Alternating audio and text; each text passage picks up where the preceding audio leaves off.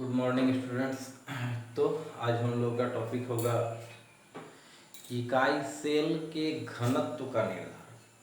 तो ये घनत्व जो है हम लोग बचपन से ही पढ़ते हुए आ रहे हैं कि घनत्व कैसे निकाला जाता है या किसी पदार्थ का घनत्व हम लोग कैसे निर्धारण कर सकते हैं। तो वो पदार्थ कितना आयतन को ग्रहण करके रखा है और फिर उसका द्रव्यमान कितना है। क्योंकि सिंपल भाषा में या साधारण भाषा में हम लोग कह सकते हैं घनत्व क्या है, इकाई आयतन के द्रव्यमान को घनत्व कहते हैं। तो इकाई आयतन का द्रव्यमान तो कैसे निकलेगा, कुल द्रव्यमान को जब भगा देंगे किससे, आयतन से, तो क्या होगा, उसका घनत्व निकल जाएगा। लेकिन इकाई सेल के बारे में तो हम लोग पहले ही पढ़ चुके हैं। इकाई सेल भिन्न भिन्न प्रकार के होते हैं, तो हर एक प्रकार के इकाई सेल का घनत्व तो एक जैसा नहीं होगा, या वो अलग अलग पदार्थ से बना हुआ है, उसका घनत्व क्या होगा, भिन्न भिन्न होगा। तो उसको निकालने के लिए हम लोग एक सिंपल सा साधारण सा फॉर्मूला निकालेंगे, यानी सूत्र निकालेंगे, और उसी सूत्र में किसी के लिए भी, ठीक है, जब ज्ञात करना है तो उस सूत्र यानी उस व्यंजक में हम लोग उसका मान को रख देंगे, और मान को रखने से ही क्या होगा, हम लोगों को घनत्व का निर्धारण हो जाएगा। तो इसके लिए चलिए सबसे पहले तो आते हैं इकाई सेल। तो यह है एक इकाई सेल बना हुआ। अब इकाई सेल में जो कण है वो अलग अलग व्यवस्था के कारण उसका प्रकार में भिन्नता होता है। तो हमको इसका जब घनत्व का निर्धारण करना है, इकाई सेल का घनत्व जिसको सूचित किया जाता है किससे, रो से। इकाई सेल का घनत्व कैसे निकलेगा, तो सबसे पहले हमको चाहिए क्या, ये जो इकाई सेल है इसका द्रव्यमान। इसका द्रव्यमान क्यों होगा, इसमें जो कण मौजूद है उस कण के कारण इसका द्रव्यमान होगा। तो इकाई सेल का द्रव्यमान पहले निकालेंगे और फिर उसको भगा देंगे किससे, इकाई सेल का आयतन से। तब हम लोग क्या प्राप्त हो जाएगा, इकाई सेल का घनत्व। अब तक हम लोग को दो पार्ट जानना है, एक इकाई सेल का द्रव्यमान, दूसरा इकाई सेल का आयतन। इकाई सेल का आयतन तो सिंपली निकाला जा सकता है क्योंकि इकाई सेल घन के आकार का होता है। तो इकाई सेल का जो भुजा है उसका लंबाई को सबसे पहले हम लोग a सेंटीमीटर मान लेते हैं। हाँ, अब न्यूमेरिकल बनाते समय सेंटीमीटर की जगह दूसरा यूनिट पिकोमीटर, एंगस्ट्रॉन कुछ भी रह सकता है। जनरली साधारण भाषा में या सिंपल भाषा में ये कहा जा सकता है घनत्व कैसे निकाला जाता है, ग्राम प्रति सेंटीमीटर क्यूब में, जिसके कारण हम लोग यहाँ सिंपली क्या मान लिए, सेंटीमीटर मान लिए।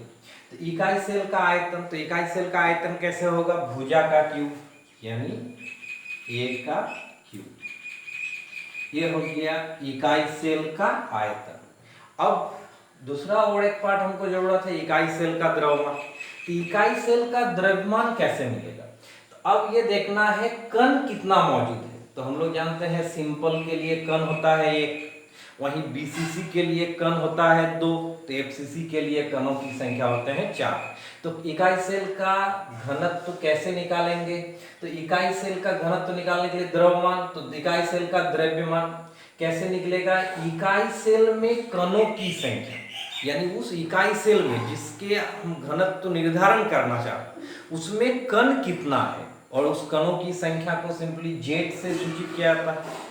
और फिर एक कण का द्रव्यमान, यानी अगर मान लेते हैं कण का, एक कण का द्रव्यमान 10 है और उसमें 4 कण है, तो 4 गुना 10 40।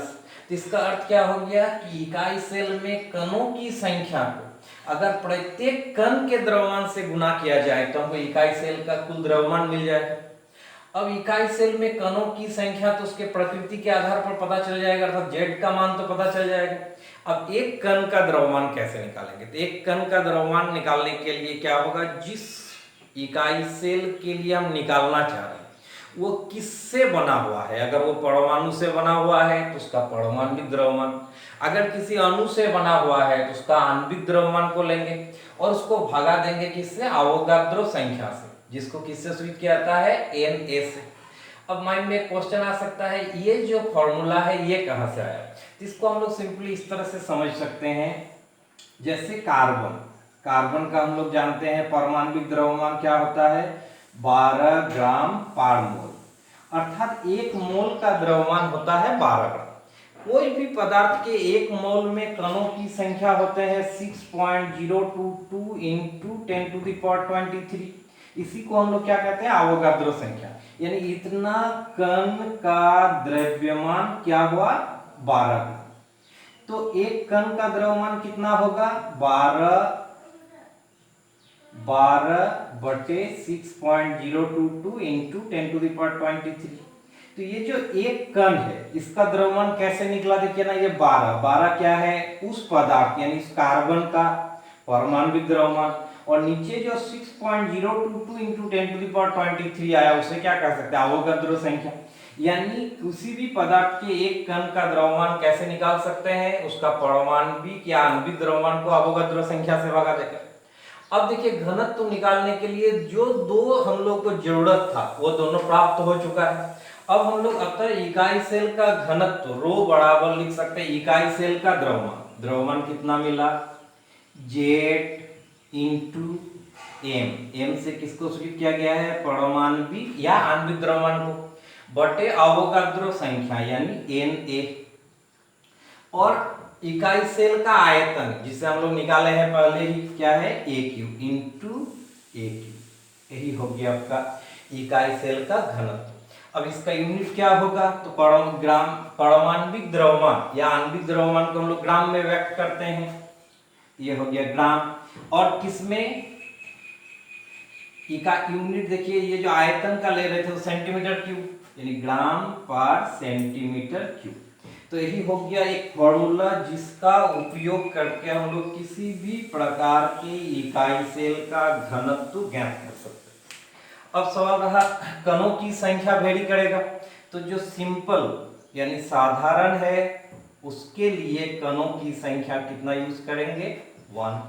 वहीं पर जब BCC मिलेगा तो उसके लिए जेड का मान कितना यूज करेंगे हम लोग, 2, तथा FCC अगर मिला तो उसके लिए कणों की संख्या कितना उपयोग करेंगे, 4। तो इस प्रकार से हम लोग किसी भी प्रकार के इकाई सेल के घनत्व का निर्धारण कर सकते हैं। चलिए इसके आगे हम लोग आएंगे अब इकाई सेल में दोष या कमी यानी त्रुटि के बारे में पढ़ेंगे कि इकाई सेल में किस प्रकार का दोष पाए जाते हैं या किस प्रकार की अपूर्णता यानी कमी होती है। तो नेक्स्ट टॉपिक हम लोग क्या होगा, इकाई सेल में पाए जाने वाले दोष या त्रुटि के बारे में। क्रिस्टल में दोष, तो क्रिस्टल में दोष करने का अर्थ क्या है, तो जैसे क्रिस्टल में हम लोग पढ़े हैं कि क्रिस्टल में कणों का व्यवस्था क्या होता है, नियमित करने का अर्थ है रेगुलर इंग्लिश में, कि एक कण है उसके बाद दूसरे का व्यवस्था, या सिंपली यहाँ बोर्ड में जो बना हुआ है एक NaCl का क्रिस्टल का छोटा सा अंश, इसे देखकर समझ सकते हैं कि एक धनायन Na है, उसके किनारे पे जस्ट ऋणायन, फिर धनायन, फिर ऋणायन, फिर धनायन के ऑपोजिट में सामने देखिए क्या है, ऋणायन के सामने धनायन, फिर धनायन के सामने ऋणायन। इस तरह का नियमित व्यवस्था अगर बना हुआ है तो हम उसे क्या कहेंगे, आदर्श क्रिस्टल या आइडियल क्रिस्टल।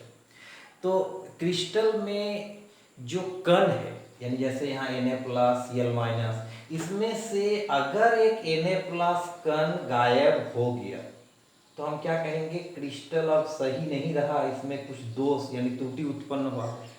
तो इसी तरह क्रिस्टल में भिन्न भिन्न प्रकार से दोष या त्रुटि उत्पन्न हो सकता है। तो सामान्यतः दो प्रकार के, एक कण के गायब हो जाने के कारण या कोई कण अंतरावकाशी स्थान मतलब समझ रहे हैं कि कणों के बीच जो गैप है उस गैप में कोई कण अगर आ जाता है तो इस कण के कारण जब दोष होगा तो उसे कहेंगे परमाणविक दोष या तो बिंदु दोष, यानी उस पॉइंट के कारण डिफेक्ट हुआ। इसी तरह किसी क्रिस्टल में इलेक्ट्रॉन के व्यवस्था में अनियमितता के कारण भी दोष हो सकता है, तब उसे कहते हैं इलेक्ट्रॉनिक दोष। तो आज के क्लास में हम लोग क्या करते हैं, ये जो क्रिस्टल में दोष या अपूर्णता है, इम्परफेक्शन है, इसका वंशावली कह सकते हैं शॉर्ट में। वंशावली कहने का अर्थ है इसका शॉर्ट में समरी, कि ये कितने प्रकार के होते हैं, फिर उसका कितना प्रकार होते हैं। इसको हम लोग डायग्राम के रूप में इस तरह से देख सकते हैं। क्रिस्टल में जो दोष है उसे पहले हम लोग दो सिंपल वे में बांट सकते हैं, एक परमाणविक दोष या बिंदु दोष। तो ये जो बोल रहे थे परमाणु या कण के गायब हो जाने के कारण या परमाणु के प्रवेश करने के कारण जो दोष होगा उसको कहेंगे परमाणविक या बिंदु दोष। दूसरा प्रकार हो गया इलेक्ट्रॉनिक दोष। ये इलेक्ट्रॉनिक दोष या इसको अशुद्धि दोष भी कहते हैं। जैसे सिलिकॉन है, उसमें अगर हम फास्फोरस को मिला दिए या बोरन को मिला दिए तो इलेक्ट्रॉन के व्यवस्था में अनियमितता उत्पन्न होती है, तब हम लोग उसे क्या कहते हैं, इलेक्ट्रॉनिक दोष या अशुद्धि दोष। अब इस पारमाणविक या बिंदु दोष को आगे दो भागों में बांटा जाता है, एक रस समीकरण मितीय दोष, एक अरस समीकरण मितीय दोष, जिसको अंग्रेजी में कहते हैं stoichiometric defect, non stoichiometric defect. ये रस समीकरण मितीय दोष क्या है और ये अरस समीकरण मितीय दोष क्या है? तो रस समीकरण मितीय दोष में क्या होगा, जो क्रिस्टल जिससे बना हुआ है उसका जो फॉर्मूला है उसमें जो कण है भिन्न भिन्न प्रकार के, उस कण का वास्तविक अनुपात, वास्तविक यानी रियल में उसका जो रेशियो है, जैसे 1:1 या 1:2 या 2:1, क्रिस्टल में दोष उत्पन्न होने के बाद भी उसका कण का जो अनुपात है वही रहेगा, तब हम लोग उसे क्या कहेंगे, रस समीकरण मितीय दोष या स्टोइकियोमेट्रिक डिफेक्ट। उसी तरह इसका विपरीत है अरस समीकरण मितीय दोष।